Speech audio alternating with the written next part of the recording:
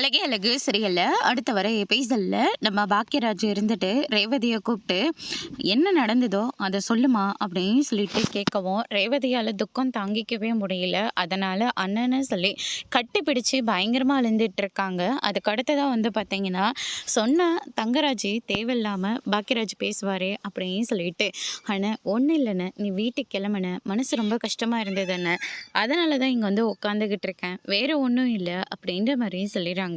இல்லைம்மா, உன் கண்ணை பார்த்தா அப்படி தோணலை, தயவு செஞ்சு என்ன நடந்ததோ அதை மட்டும் சொல்லுமா அப்படின்னு சொல்லிட்டு கேட்டுக்கிட்டே இருக்காரு. அதுக்கடுத்து தான் பார்த்தீங்கன்னா, தங்கராஜ் இருந்துட்டு உள்ள வான்னு சொல்லிட்டு ரேவதியை கூப்பிடவும், ரேவதி கையை பிடிச்சிக்கிட்டு என்ன நடந்ததோ அதை சொல்லமான்னு சொல்லிட்டு கேட்டுக்கிட்டு இருக்காங்க. இவர்கிட்ட சொல்லாமல் அண்ணியோட பர்த்டே ஃபங்க்ஷனுக்கு வந்தலன்னு, அது இவருக்கு சுத்தமாக பிடிக்கவே இல்லைன்னு, யாரை கேட்டு போகணுன்னு சொல்லிட்டு என்னை வெளியே தள்ளி கதவை சாத்திக்கிட்டாருன்னு அப்படின்ற மாதிரி சொல்லிடுறாங்க.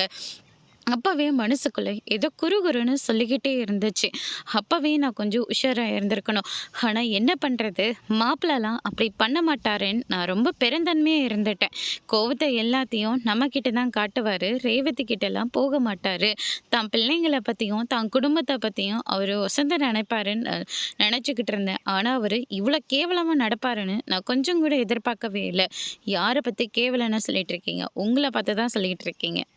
நீங்கள் ரொம்ப ஓவராக போயிட்டுருக்கீங்க அப்படின்னு சொல்லிட்டு பாக்கியராஜ் பயங்கரமாக தேடிட்டு இருக்காங்க. அதோட இன்னைக்கான ப்ரோமோ முடிச்சிருக்காங்க.